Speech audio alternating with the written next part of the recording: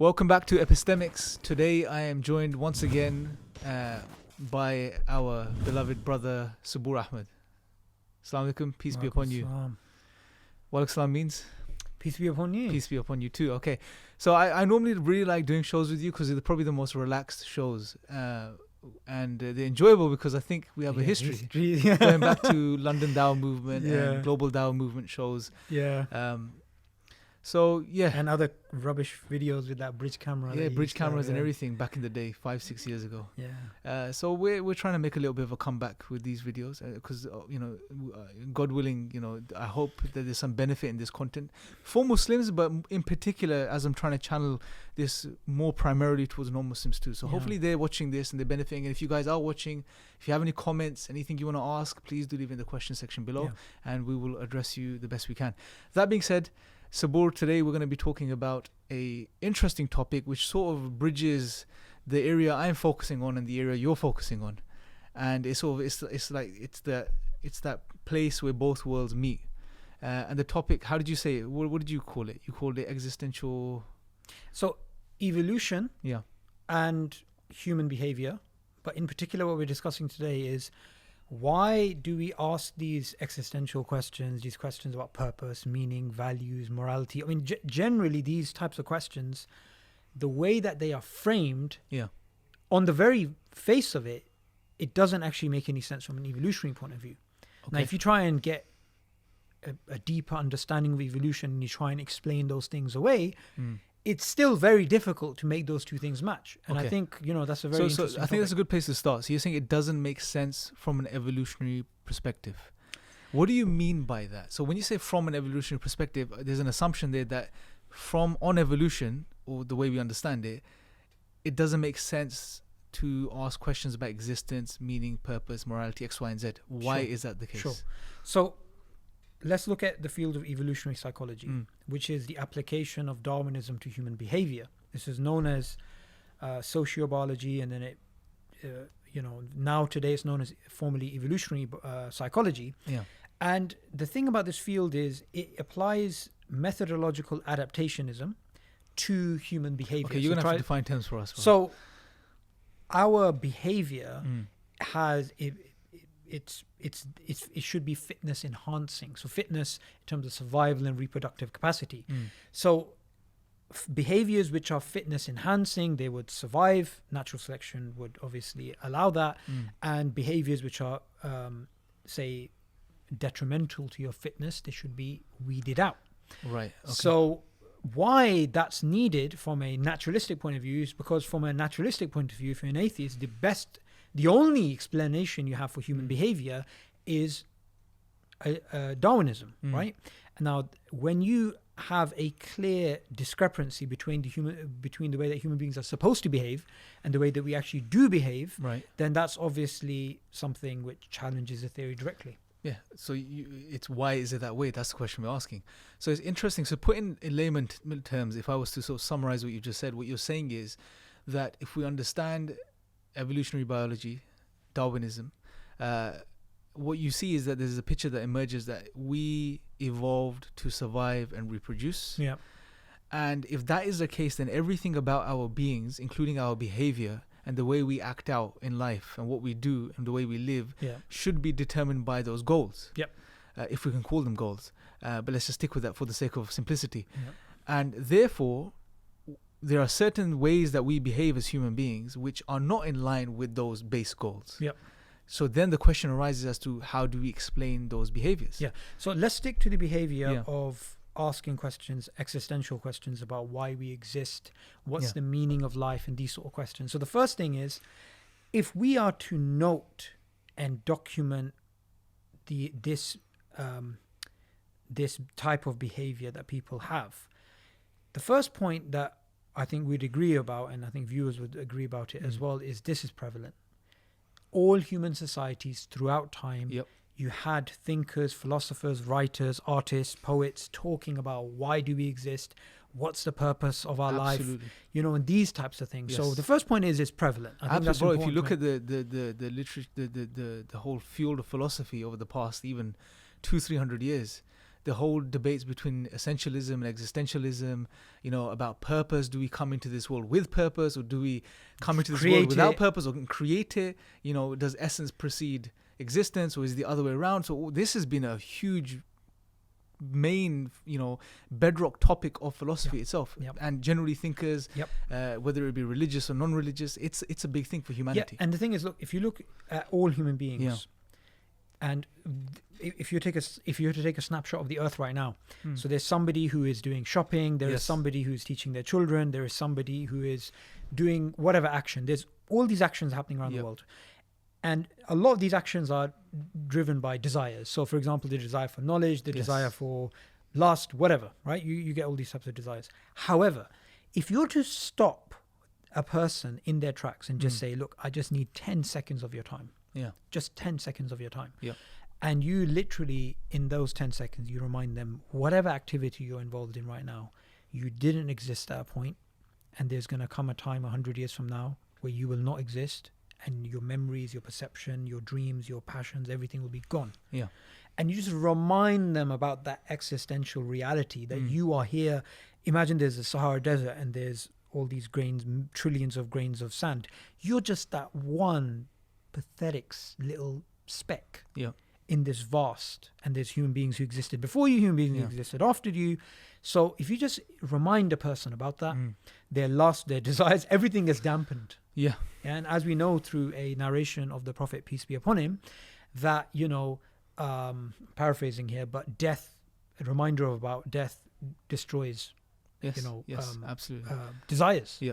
I'm paraphrasing, right? So that's very, very important, that it has such an impact on human beings. So how do we explain it? Yeah, so you're right. So what you're essentially saying is that we strive for purpose. We strive for meaning as human beings. We're looking for it. This is almost an inbuilt driving factor for our existence. This is what we go by. But the question now arises, in the absence of finding our purpose and meaning to life, it leads to, in some cases, a crisis, anxiety, depression. It's very fundamental to the human being.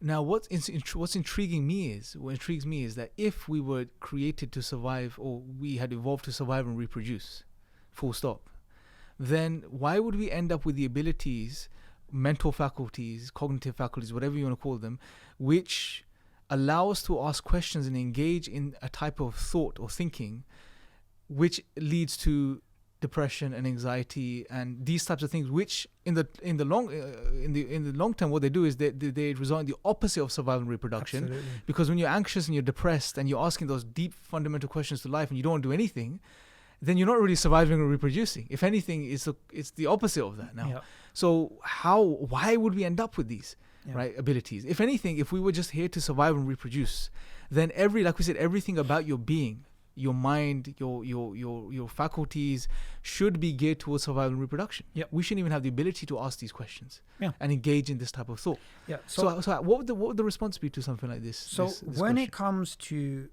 things which cannot be explained via natural selection, there are various ways that Darwinists try and explain that away.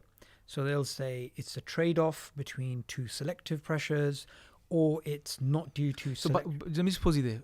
When they try to explain this away, is this based on some sort of data, or is this just what you would call storytelling? Yeah. So the thing is, this is a big question, because when you watch a program about human psychology or even biological features we have, you normally are told a coherent account which is consistent with natural selection.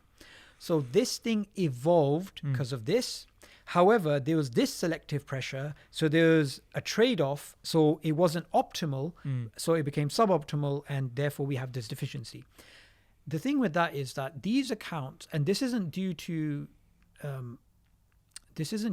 say scientific evidence. Okay. This is due to a priori adherence to materialism. That look, this is the best account we have. We have this, so it's kind of like me and you playing Cluedo, right? So we're trying to work out who committed the murder. Was it the butler? Was it the maid? Was it this? Was it that? However, before we play the game, we already decide the butler did the murder. It's just a given. Then every piece of data is reverse engineered to fit that. Right. So when it comes to Darwinism's an absolute reality that they accept a priori. They just accept it. Right. Okay. Now, since they accept it, whatever piece of data comes, which is in line with our survival, they say, see, there you go, natural selection. What is not, they will first try and explain it as maybe it's due to natural selection. We haven't understood how this aids our survival. When it clearly doesn't, then it's like it must be a trade-off.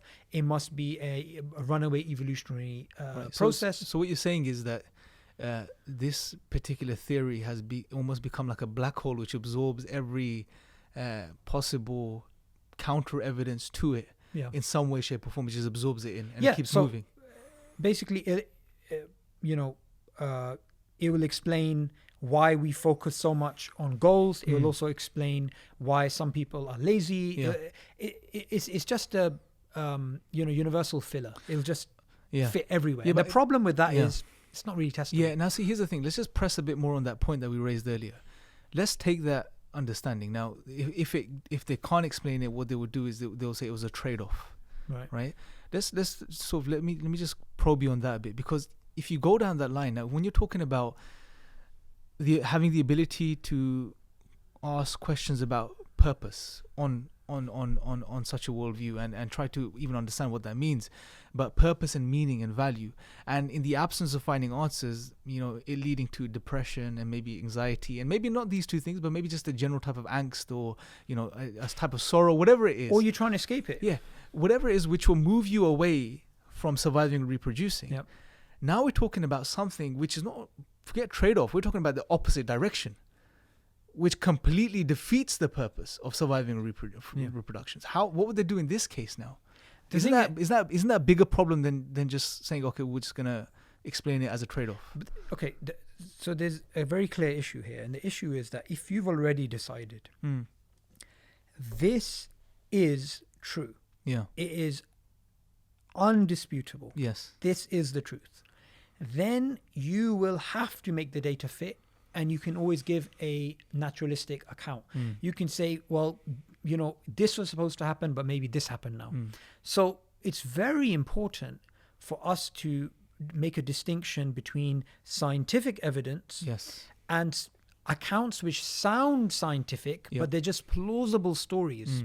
There's a difference between what theoretically could have happened and what actually happened. And what they're doing in these cases is they're just giving you a theoretical possibility, but the way it sounds is it sounds like scientific evidence. Now, look, we both agree, and I think the viewers would too, that every human being, it is important for us. Why do we exist? What is the purpose of life?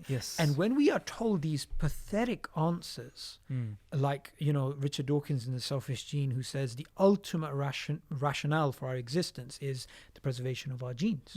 That is the ultimate rationale.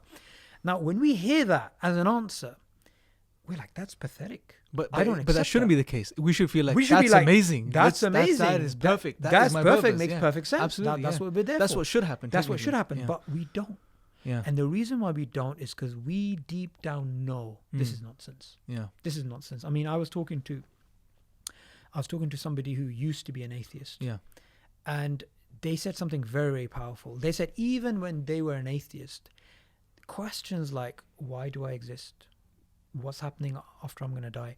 You cannot put them on the back burner. You can keep trying to push them away, but they will always be there. Absolutely. Now, the answers given by atheism, naturalism, is it will not fit with the human what being. surprises me is that the innate need to find purpose is so intense in the human being. Even atheists, okay, they can't account for objective or ultimate purpose on their worldview, but they will go to the point of saying, okay, let's just make a purpose for ourselves. Or let's just keep finding or create it, right?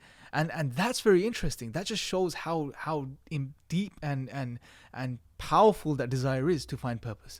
And it when it doesn't match up with what we're told from the perspective of how we came to be on this planet, I think there's something that should raise questions inside people, right? And they should really sort of now... And also consider this, right? If we are a product of a blind naturalistic process, we are a Darwinian product, then us doing something other than what was designed by natural selection should not work. Yes. Okay, we're talking about pragmatically what works. However, look at the Islamic purpose of life. Our purpose is to worship God. Yep. Worship meaning everything we do, Yes. charity we give, smiles we give, every part of our human behavior we can do towards God. Yes. Right? So we love, hope, and fear, and all these emotions are for God as well. Now, Muslims who practice their religion in this with this spiritual understanding, they're happy. Yes. They're happy people. Yeah. Now, if they are happy and they are content with that, now it doesn't matter whether you believe Islam is false or true. Why would that be the case? Why would they be content? Yeah. When, if we are the product of natural selection, we're doing something which is detrimental for that. Yeah. In fact, natural selection should make us unhappy Yeah. if we are focusing our lives, not for the sake of survival and reproduction, but to worship a creator which is unseen, to give charity to strangers, which doesn't benefit us, right? All these types of actions which Islam teaches you, like the Prophet, peace be upon him, he said, love for others what you love for yourself. Absolutely. Right? Yeah. So loving for others what you love for yourself, this doesn't make sense from an evolutionary perspective. Yeah. Richard Dawkins in The Selfish Gene, he's a very good writer. You can't deny that. Yes. As much disagreements as we have with him, he's a fantastic writer.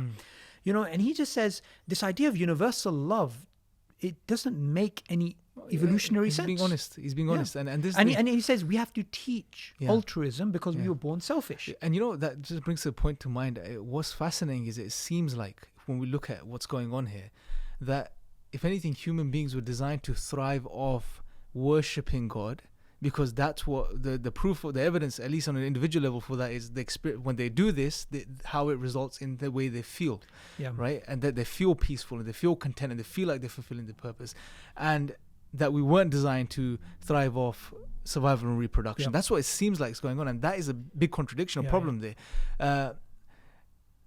Just to wrap up, right? Because we're running out of time pretty much, but I think it's a very interesting topic. Maybe we can elaborate on certain aspects later on. If you were an atheist that's watching this show right now, right? What would you tell them? Where could they, what, if they realize, okay, there is this disparity, something is not adding up, based on the account that I'm being told about my evolution and my development as a human being, but my life itself, my actual real existence, the way I feel and the way I look for purpose and the way I look for meaning in my life, where would you direct them? What would you advise them to do? So look, the first thing is we live in a post-truth time, right? It doesn't matter what is true, what is false. It matters what is popular. Young people today are confused. We have some people who believe the earth is flat and they're taking, there's this movement. There's all this type of nonsense that is happening, right?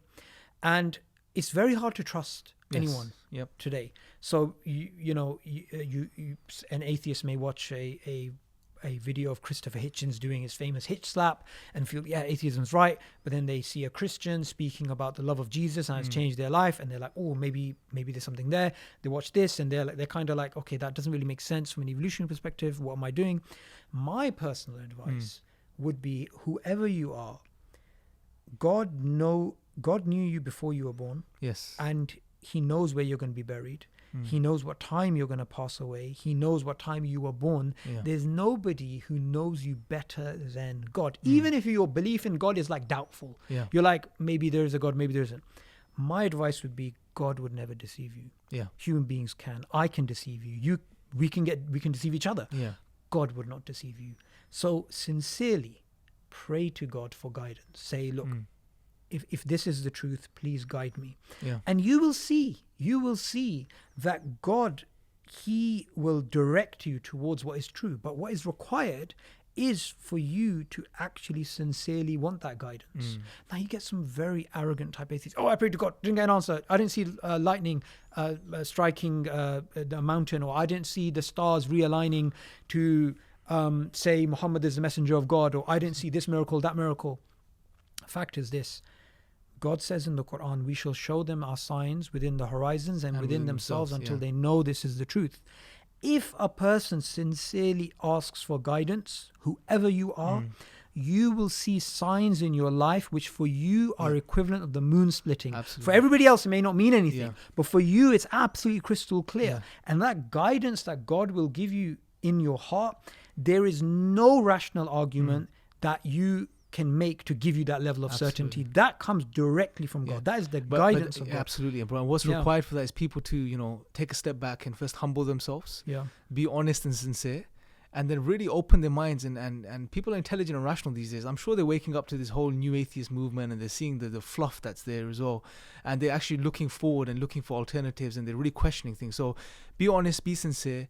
Ask. There's no harm in asking God for guidance, even if you don't believe. Just ask. Nothing to lose, absolutely. right? And I'm sure if you do that, you would find the truth. And on top of it, like you mentioned, and one of the things we mentioned today, there's dots that are already there in your life, but you just need to step back and try to connect those dots. And this was one major dot that we mentioned today. That's just that need to find purpose and meaning, and it seems to be that the answer to that question or those questions is the opposite of what we find in the field of Darwinian evolution. It just doesn't. It seems to be the opposite, and that should be a sign for us, right, to question things further. But I think we can conclude there, bro. Thank you for coming on the show. Hopefully, you guys have found this beneficial. Make sure to subscribe. Make sure to click the notification bell. And until next time, take care.